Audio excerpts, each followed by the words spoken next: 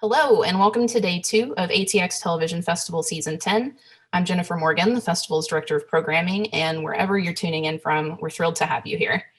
I'm not gonna lie, I'm a bit geeked out to introduce this panel because YA series have played such a huge role in our team's love of TV. This particular panel was the brainchild of our co-founder and #1 YA fan, Emily Gibson, and the many hours-long conversations that we've had about the way that YA stories and protagonists are opening audiences up to these huge conversations about mental health, class, race, gender, sexuality. And they're also some of the funniest, messiest, and most entertaining characters on TV. It's hard to even imagine shows like the ones we're talking about today existing 10 or 15 years ago, but I'm so glad that they exist now. So to kick things off, I'd like to introduce our moderator for today, Philiana from Entertainment Tonight. Dive right in. Hi everyone, welcome to season 10 of ATX Television Festival. My name is Philiana, Senior Editor of TV at Entertainment Tonight, and I'm thrilled to welcome you to a conversation about YA TV. But before we dive in, I'm excited to welcome our panelists for today.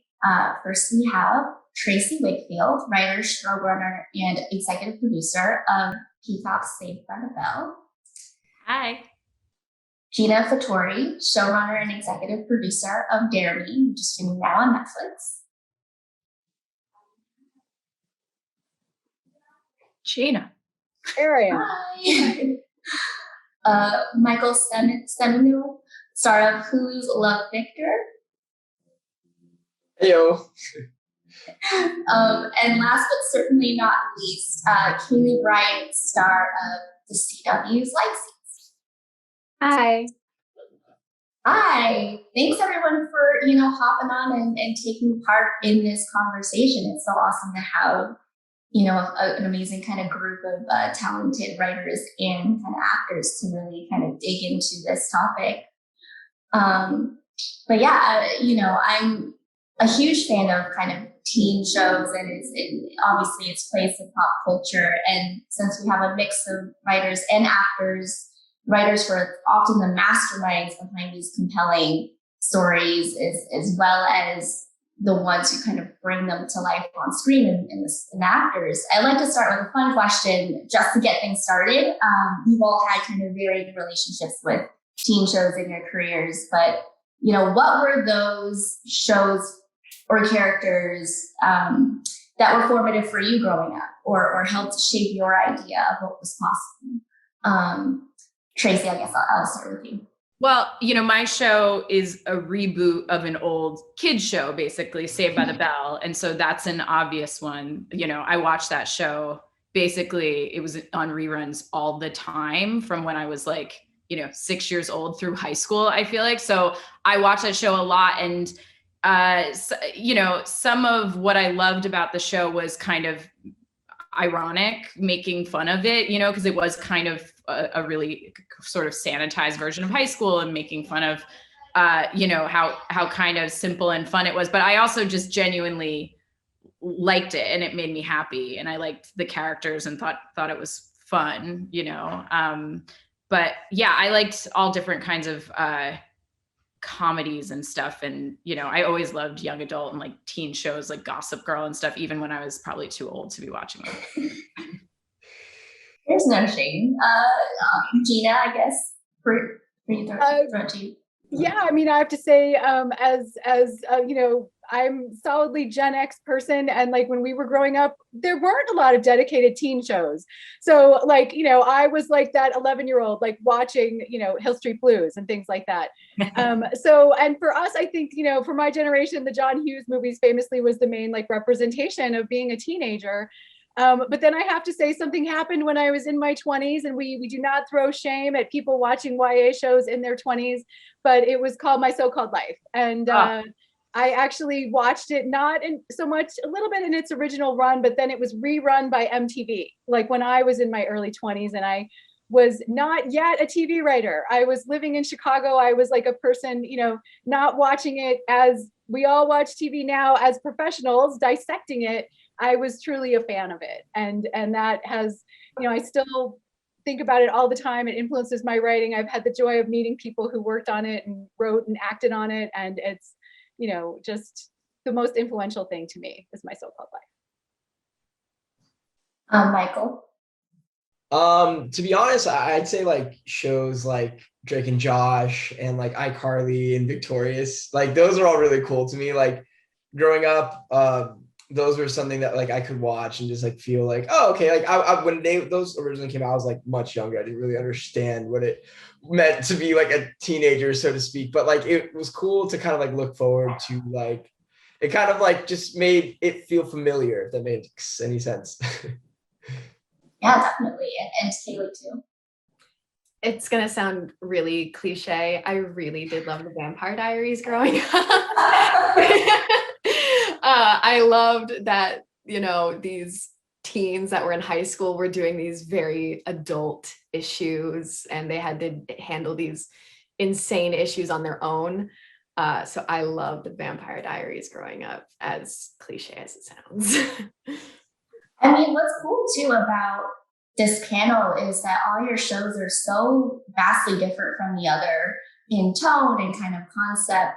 But obviously there's the common thread of, you know, we all can kind of really relate to those first loves, first heartbreaks, you know, trying to find your identity, discovering your sexuality, you know, feeling alone, all that stuff. So for you guys, just like, what is it about teens that really creates kind of compelling television in your mind and really transcends age groups? Because I mean, I'm in my early 30s and I still love watching teen shows and I'm not afraid to admit it. So.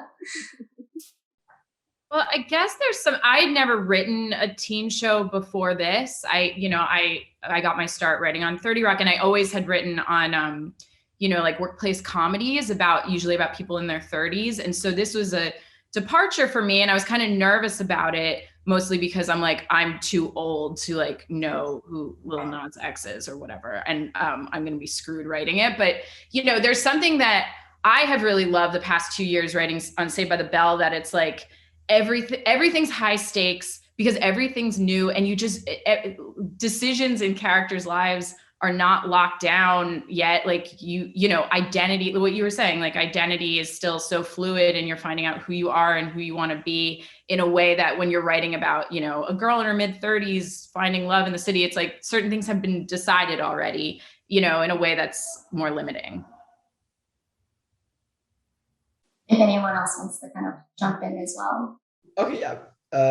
You could go ahead first, Gina, because you I raised was your going hand. to say, I'll just draft off that and say, yes, for me, it's the appeal of the coming of age story, and that like really looking at all the movies and books that I've loved have always been in that genre. And I mean, we did used to joke back in the day on Dawson's Creek that like all of us who were miserable in high school, that's who survived. Like at the end, there was a group of like 4 or 5 of us, and there were many, many writers over the years on that show, but the people who enjoyed high school, I think like didn't get the heart of the show. Wait. And so it was true in a lot of ways for me, certainly. So Gina, you wrote on Dawson's Creek? Yeah. oh my God. Change my answer. Dawson's Creek. I forgot. Like, I mean, you that's spoke to I my did soul, make, Gina. I made Why didn't I say that? I wrote on Dawson's Creek for 4 years of my life. I always like to say I worked on Dawson's Creek for longer than I was actually in high school, because I went to a 3-year high school. I wrote 20 episodes of the show myself, and like worked on almost 100 of them. That's so those are my bona fides with teen shows. Like it's kind of been haunting me my whole career. That I also worked on Gilmore Girls, which was coming of age story about Rory Gilmore. I worked on Parenthood, which had some great teenage characters. Like it's kind of been the thing about my career, which is like, it's like The Godfather 3. Like I'm always trying to get away from writing teenagers, and then they pull me back in with like great books and great stories and all of that. So I feel really lucky now. Like I'm sure right after Dawson's, I was sort of like, no, I think I'll pass on the OC, because I was just like, everybody's trying to do the other thing that they haven't done yet, which is a good impulse when you're just starting out in your career. Aren't we all? I mean, Michael, I think you wanted to say something. No, well. yeah. I mean, I feel like a lot of people from like a lot of different varying age groups can watch YA shows and feel like seen or, can relate to it, because like a lot of topics that we talk about in YA shows are like topics that aren't really talked about on television or movies. Number two, it's something where it's like they said, that it feels very fluid and transformative, right? Where somebody in their 30s might be going through some hardships and they just needed that little extra push and encouragement to kind of go into that transformative new state that they needed to enter. And then also, I think that like it offers a perspective sometimes for parents to understand what their kids are going through in high school. And I think that that's possibly, all three of those different demographics. And also with social media, like the reason that the YA shows are so successful now is because we have the power of social media. All of the people that are my age or a little bit older, a little bit younger, all use social media, so that's kind of like the best way to market shows. That's why YA shows get seen so much. It's because everyone's like, oh, okay, yeah, go and watch this stuff, go watch the show. Just like with oh goodness, what was that really popular show during the pandemic? It was on Netflix. What? Tiger King? No, not Tiger King, but Tiger King too. But like, it was a YA show. It was a YA show. Sex Education? I love No, Sex it's about them Education. getting the treasure. Oh, yeah. They filmed Outer it in Banks. Wilmington. Outer Banks. Yes, Outer that's Banks. exactly what it was. Yes. Thank you, Kaylee. All right, point to Kaylee. Anyway. But no, yeah, like I think that like, social media makes everything so readily available and it raises awareness for projects like these. Thus, that's why they're being seen so much more. You kind of bring up an interesting point, because shows that cater to younger audiences or are about younger audiences also have a really unique relationship with the fans, right? Who invest a lot of time and energy into each episode, like dissecting every episode, a scene sometimes, one line. What kinds of feedback have you received either directly on social media or indirectly from younger viewers about kind of the portrayals of teen issues on your shows or your characters? Kaylee, I feel like you were nodding, so I'll just start to you first, maybe. We have some incredibly, incredibly committed fans of Legacies that have kind of come from the Vampire Diaries and the originals and have come newly fresh to our show. So there's an incredible presence online of all of these fans that just want to know everything. They share their opinions on every single scene. They want to know all the songs that are playing during the episodes. So it's been this amazing gift. And with that came so many people, older, younger, that have come to me saying, Josie being pansexual helped me so much come out to my family, has helped me accept myself in so many different ways and outlets. I've had people just come up to me on the street saying that. And that's been incredibly fulfilling and just really exciting because, I didn't have queer representation growing up. So the fact that my character is helping other people is incredible.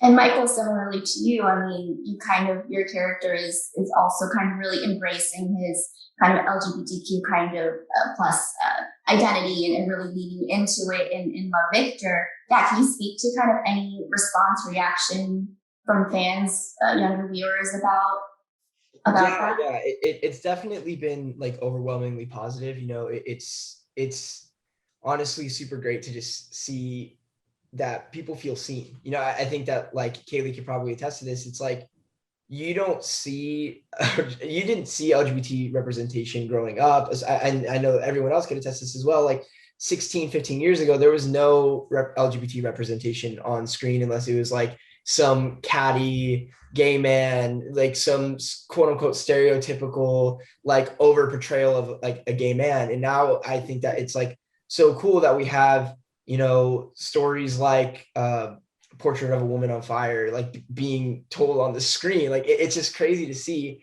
And also, the reception is usually really, really good, which is exciting because it shows like executive producers and big networks that there's a market for LGBT storytelling, which is cool because everyone deserves to be represented on screen, And Tracey and Gina, maybe, has there been a specific response or reaction that has kind of created conversation in the writer's room or even kind of on set, or has really change the direction of a storyline for the better? I mean, I could speak to that really quickly because we didn't get a second season on Dare Me, so we didn't get a chance to like take that in. I would say the one thing, and we have two young actors right here, but I was so grateful. I mean, we honestly cast the most amazing people for the parts, but a lot of the young women on my show had these like gigantic social media followings. And like, it was like a little bit of a moment where it was like, okay, we're coming out in this show that's like not got a lot of chances to get attention because we're a YA show, and and we were, just there's so many shows. And so the social media campaign, honestly, that the studio did, working with all of my young cast and Zach Rohrig too, who had been on Vampire Diaries, so obviously, had a lot of followers. Willa Fitzgerald too, like everybody, like that was a way of getting the word out, and it was fun, honestly, just to be a lurker and watch the conversations as the episodes came out. And Dare Me was based on a book, so there were like huge fans of the book who were like engaging with it. And that was really rewarding. But yeah, back in the day on Dawson's Creek, there was something called the message boards. And the message boards, like I believe we were on Wednesday. So like, Thursday was like, okay, let's look at the message boards and see how they have like destroyed us. Sometimes we deserved it. I admit, not every episode of television you make is perfect, but that was what was happening back then. And we could not respond to the fans because we were already 7 episodes ahead of what they were talking about at that point on the message boards. So, that's what makes it hard.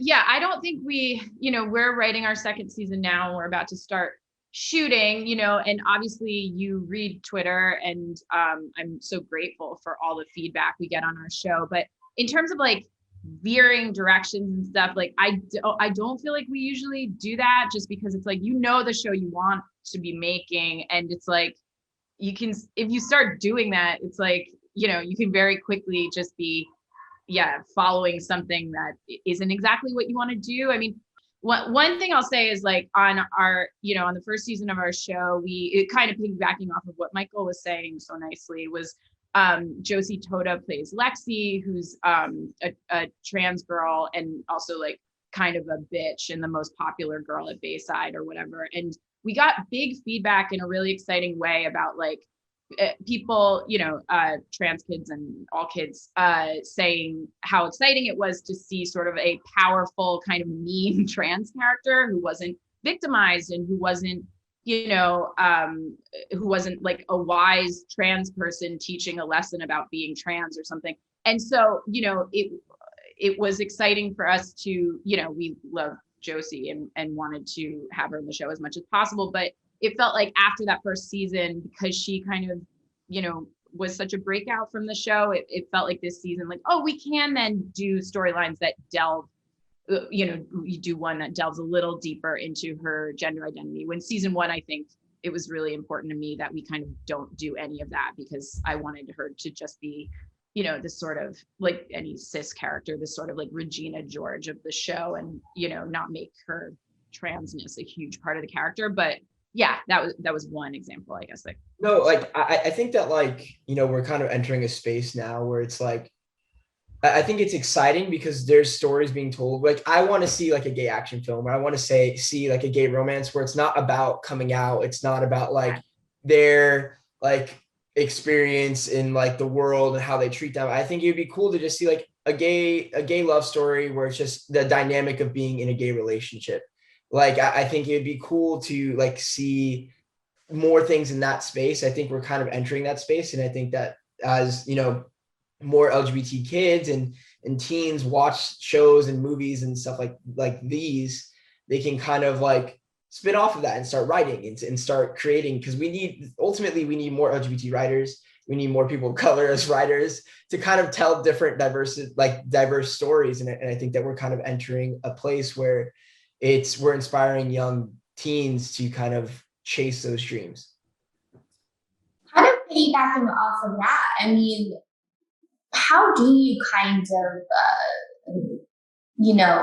know when a storyline is resonating or is working or is being authentic or organic to the character's journey or their kind of inner conflict. Do you run it by the stars, the younger stars, to know if they worked? How do you kind of, and Michael, Kaylee, feel free to totally chime in. Just how do you kind of, get that right? I don't know. Do you, we don't. Like the only, I mean, we have, you know, we have a diverse room and we have a trans writer in the room, but Josie is, in that particular instance, is also a producer on the show. So she, this year, a lot more than last year, just because I think she's curious and has stuff to add, has been in our room a lot. So she, especially with that one storyline pertaining to her, but a lot of them, has had stuff to pitch and helped us, you know, craft certain storylines and stuff. But then generally we don't like run things by actors. Like, do you like this? Because I feel like that's also, I don't know. I feel like a little dangerous. Or just kind of like like it's unfair to the actor too. I don't know. I'm trying to do this other job. It's not their job, right? Like they need to, like, communication is always key, and like you know, the actor's job is to take this thing and make it great. And I think, you know, we also want to be careful. Sometimes we don't want to ask, you know, people of color or queer people to say like, okay, now you fix my script for me. You know, like that's not their job. Yeah. So, but the communication is key to making like this, you know, the portrait feel real and feel right. And I actually, weirdly, I also started in Half Hour. I was an assistant on King of the Hill. And so the first thing I ever wrote was a King of the Hill episode. And all of comedy mostly, or old school comedy, always came from character. And so like, I always feel like when I'm writing, I'm just letting the character guide me. And if you can get in a conversation with the actor and everybody's on the same page about who that character is, I think that's when you get the best, you know, thing on screen at the end. It just, you know, I really am proud of Dare Me. I think it's amazing. And it was fun to make a teen show after having, you know, made a teen show so many years ago, and just like mixing it up and saying like, yeah, what if the two best friends were two girls instead of like a boy and a girl? And like, how can we, you know, just play around with all these things and make them new? I definitely prefer the writers to very much do their own thing. The only times that the writers have ever asked me any questions, or I've kind of asked a question, has only ever been because as a queer woman myself, there's going to be things that maybe I know that a straight man might not know. So he'll say, hey, you know, your character has had a girlfriend this first season. We're kind of thinking of putting her with a guy this next season. Is that something that's okay? And I'm sitting there like, yes, of course it's okay.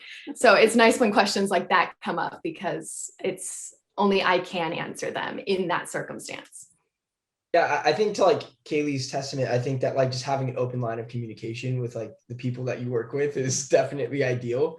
You know, obviously, I think the thing is that creatively the writers are where they find their voice is writing, and where actors find their voice is where they're saying the writer's words. But you know, sometimes like there is conversations to be had, and I'm been really lucky enough to like have conversations with like my writers and stuff, but realistically they it's not really my job, and nor do I want it to be my job. That is not my area of expertise by any means, you know. So like it's definitely just like, I think in this industry, if you try to control everything, like you just kind of lose it. So it's cool to just trust your team and trust everybody else on the show to just like do their jobs, because they're all really talented and worked really hard to get here, and it takes a team to make the dream work, you know? Yeah, definitely. And I'm also kind of curious too. I mean, were there any storylines on your shows that you were surprised resonated as much as they did? Any specific ones that kind of spring to mind for you guys? I mean, I will say about Dare Me that, like, you know, and again, this is from the book, but it's about the main complicated, you know, dissectable, juicy, interesting relationship is among these two teenage girls and their relationship with each other. And it's, you know, can be sexual, or it can be best friend, or it can be all these different things. And I think that was the thing that I noticed in the social media. It's just that people were like, we just haven't gotten to see this. And this is true to the experience of so many teenage girls that, like, you know, they're just their female friendships that they made at that age, which, and many people frankly would come to me and describe the various toxic relationships they had with other teenage girls. And so it was really interesting to see that play out when the show finally came on, that how people responded to that relationship. Yeah, recently we had an episode where there was a young woman who was basically being voted out of the school, and it touched upon a really incredibly interesting topic of socioeconomics and racism. And I had a beautiful scene with my father where I basically asked him, if this girl was your daughter, would you be doing this to her too? And that, I think, is really beautiful and resonated incredibly. Our show's a comedy, obviously. So some, you know,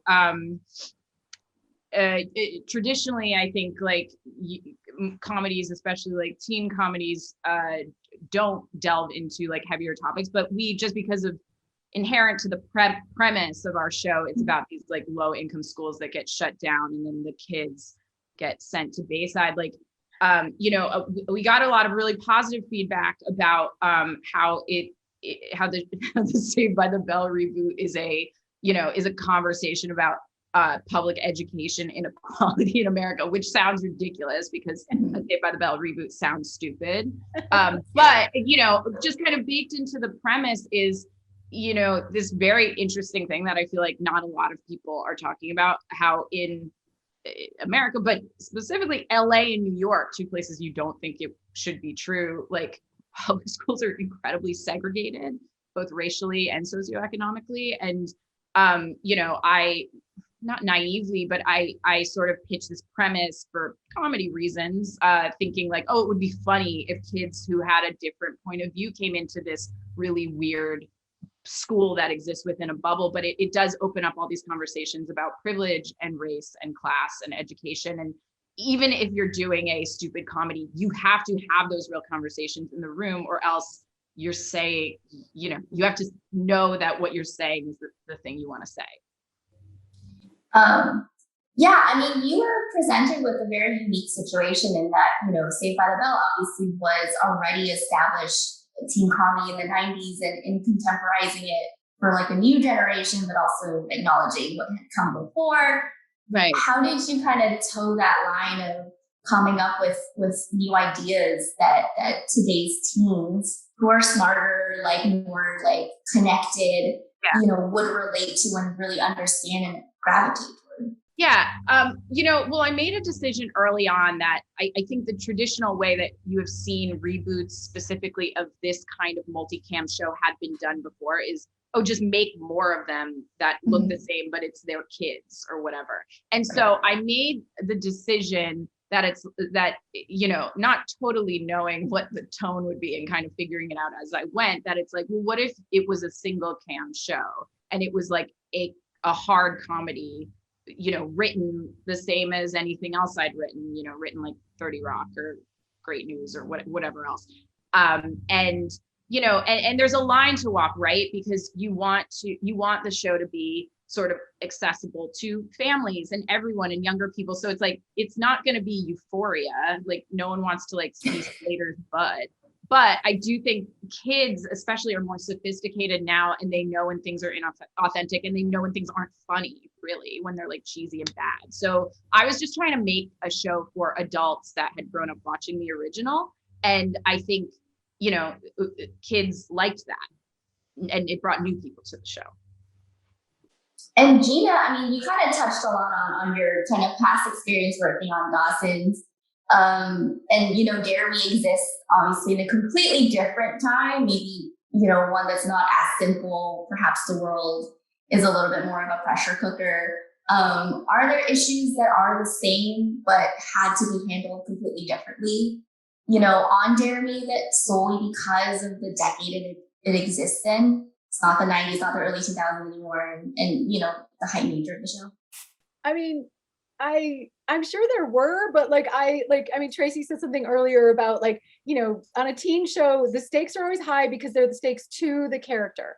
And like when you are going through it and like you like your best friend and your best friend does not like you back, which is like, that is Joey Potter, that is like 1,000 other characters, that is like, it is so true. And like, that's at the heart of Dare Me, is kind of that idea of like, what if two friends are growing apart in different ways? Or what if that dynamic that's, so important to you when you're that age? Because like, I think the main odd cultural difference is that I am part of the generation where like our parents were not actually important to us. So like the joke was like on all of those old school teen shows, the parents like walked into the scene and they gave you your laundry and they walked out, and like, the younger kids, God bless them all, they like their parents, which is great because now they're stuck living with their parents full time during the pandemic. And so it has created like different, relationships that kids have and that are more like, obviously like are all great, but like the idea that your friends were your life and like that the world of the school was like, you just lived and died in that school, it made the stakes really high. And Dare Me is based on a novel that is written by Megan Abbott, and all of her work has this amazing like film noir feel to it. So the fun thing about making Dare Me is that like all along all these teen shows I've worked on, I understood that the stakes were that high. But yeah, I always think the emotion is the part that's like, kind of the most genuine teen show thing that has not changed. And, it's what makes it hard. It's so hard to be a teenager. Like, yeah. Well, for Michael and Kaylee, I mean, as the actors really kind of inhabiting these experiences and playing them out on screen and kind of living in these characters' shoes, do you feel a sense of pride and ownership when you know a storyline is hitting all the right notes for all the right reasons? And is there like a specific instance that you can share where you just felt you just felt good kind of, filming a scene or knowing that this episode just kind of hit the mark? You can go first, Kaylee, if you want. I was like, oh, let you go. I think there's been multiple times where I've felt pride for playing Josie, for Josie being a character that even exists on television right now. I think I feel just a sense of pride all around. I don't think that there's one particular scene or particular moment where I'm going like, oh yes, this is it. I've made it. I think that it's something that comes in waves consistently, where a certain scene happens where I'm with my girlfriend and I'm in the scene thinking, oh, I don't think I've ever seen a scene like this before, like this. Or there's the time where a fan comes up to me and tells me the effect that my character had on them. I think that it's a multitude of different things coming together that create this really beautiful feeling and sense of fulfillment from doing the show. Yeah, I think just to kind of piggyback off of that very well said bit there, I think, yeah, like I definitely do feel like really proud to represent like underrepresented groups, like I think that like it takes a lot of time, and it took a lot of time at least to get to where we are now, and especially in like the TV space, where we are kind of just talking about some more serious subjects. We're kind of tackling some more serious things because now, instead of it being TV, we have streamers, we have streaming, and streaming really kind of allows us to kind of explore new things where only movies were allowed to explore before, because, there's certain things that you can't say when it's being aired on live television.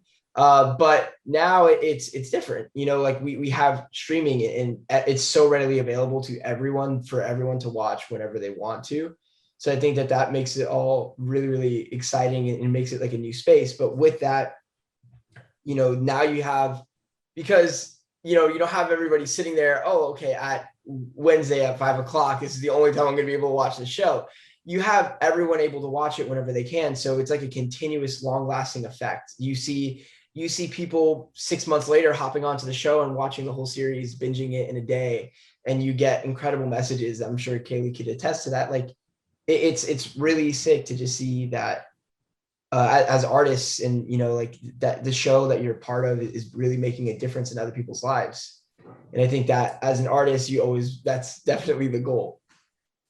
Yeah, I mean, you guys kind of touched on this a little bit, but all of your shows really touched on really important topics like race, gender, sexuality, socioeconomic inequity, religion, mental health, even.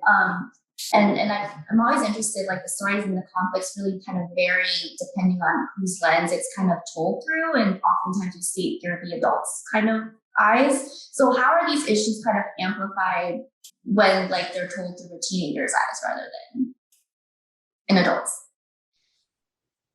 Well, I will start. I will say the one episode of Dare Me that I'm proud of all of them, but we did an episode where we use, like within our cast, like we do 3 different points of view on a story that's about, you know, sexual assault and trauma. And, you know, the way we constructed it, it's essentially like the point of view. The first time you go through the story is from the point of view of one of the girls. The second time it's from the point of view of the coach, who on our show is like an adult, but she's only like 28. So she's not a parent. She's like just kind of a different. And then the third time you experience the story from another point of view. And like, this is something I've always been fascinated by in storytelling ways. Like, how can we make the audience question, you know, like, and in our case, like sometimes a narrator is an unreliable narrator in fiction. And how do we recreate that in, you know, in screen language to show that, like, you know, sometimes the character isn't seeing things correctly, or that there's many ways to see certain things. So that was for me really, really rewarding episode that I'm so proud of.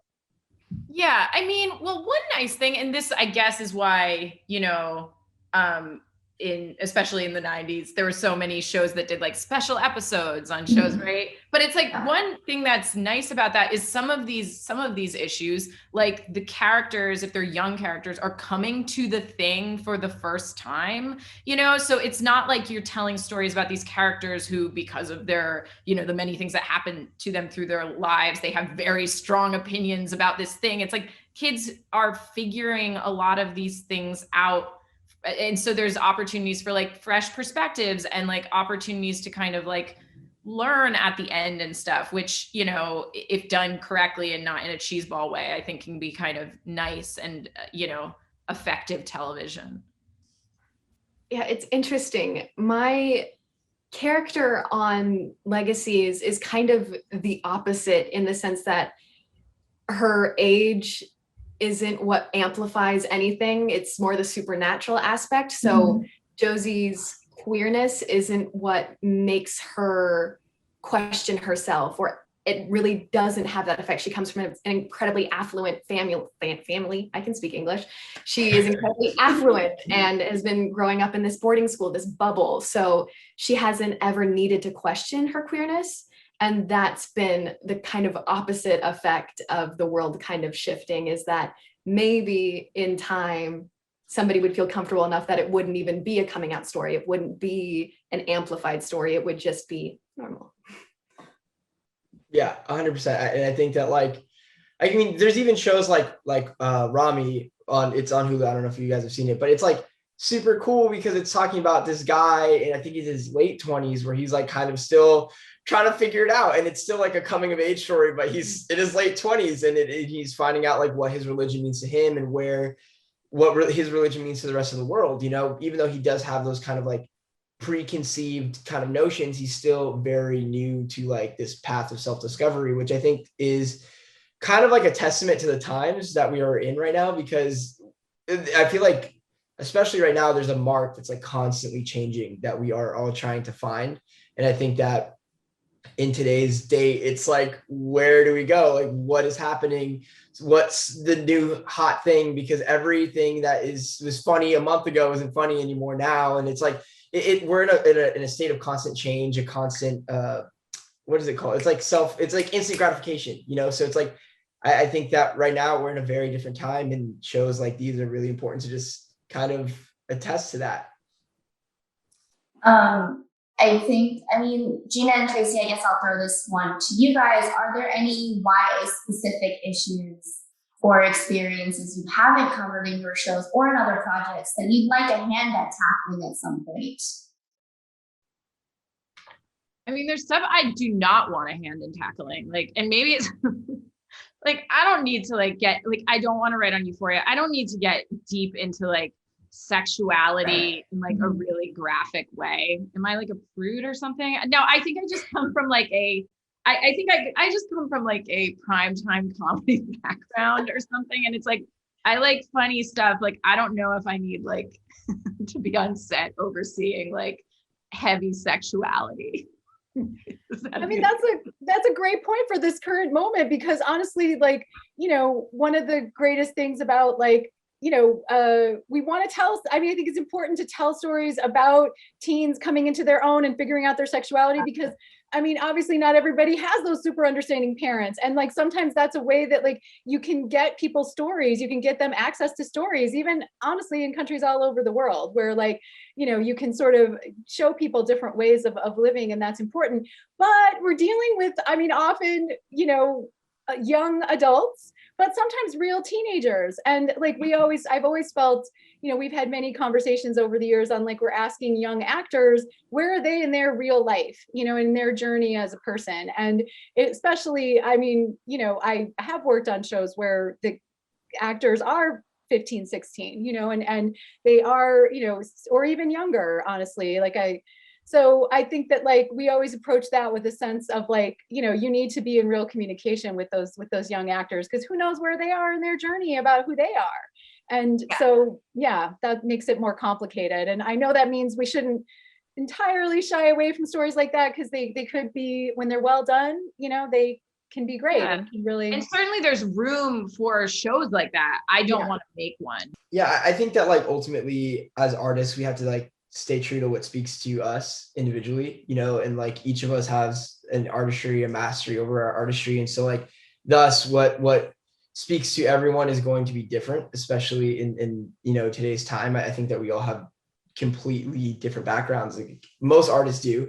Like not everyone has been like really lucky enough to like grow up in LA. Some people grew up in the middle of the country and grew up with conservative families, or some people grew up in the super liberal LA and then they fell into writing.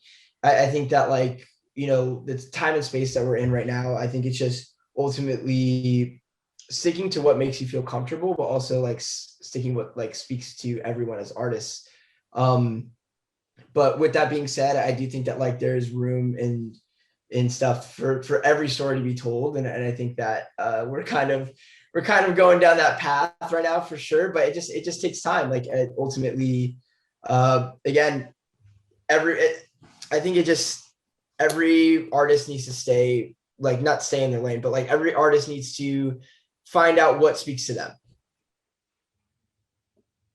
Yeah, and you know, last, I guess I'll kind of end with this question. What is it? And it's a kind of a self-serving one, because I'm always looking for kind of a new teen show to kind of obsess over. What is a teen show of the past or the present that may not be in the pop culture lexicon right now that you believe deserves a spotlight, or, you know, you want to kind of, you know, give some due? This is a little self-serving, but my two best friends, Lang Fisher and Mindy Kaling, made this show called Never Have I Ever, which I think is in the lexicon and a lot of people are talking about it. But I think for people who have not seen it, or for adults who maybe don't like teen shows, it's beyond a teen show. Like it's so funny. It's really emotional. The lead girl is such a star, and I like zipped through it in 5 hours. You know, it's on Netflix. It's such a great watch. Yeah, I actually watched the show over quarantine, as a lot of people I think consumed a lot of media then, called Tales from the Loop, which has young stories as well as adult stories, and it was just incredibly cinematic and beautiful. I think that there is a lot of political commentary within all entertainment, which is great, but with Tales from the Loop, there actually wasn't any of that. It was just very slice of life in the most beautiful way. So I highly recommend that. Do you want to go first, Gina? I don't know. I have like 5. I have too many. I'm trying to edit. Do you have one? Okay. Do you want me to go then? I already know my rec. Okay, go. Okay, cool. There's an anime called Demon Slayer. It's phenomenal. Everyone should watch it. It's really sweet. And I think that like, you know, a lot of people kind of like chalk up animation just to be like, oh, it's animation, but it's so good and heartwarming. It just makes you want to like, you know, it's just so good. Oh man. Okay, I do have a zillion, because like I do watch a lot in this genre, but I watched Sex Education on Netflix, and like I did think that like it just built into something really interesting. By the time they got to episode 5, I was like, okay, this is really doing some interesting things. And I was like, hats off. Like at first I wasn't sure what it was. I was like, is this set in another time period or is this set in the present day? But I think it developed its own language and the characters were great and it really kind of blew my mind. Awesome. Well, unfortunately, that's all the time we have. I want to thank the panelists for an enlightening and illuminating conversation about all things teen TV. I feel like we could talk about teens and, you know, inner struggles and things like that for hours. But thank you again. You can stream Dare Me on Netflix, Saved by the Bell on Peacock, Love Victor on Hulu, and you can watch new episodes of Legacies on the CW. Thanks, everyone. Thank you. It was great to so meet you guys. much. You guys have a good one.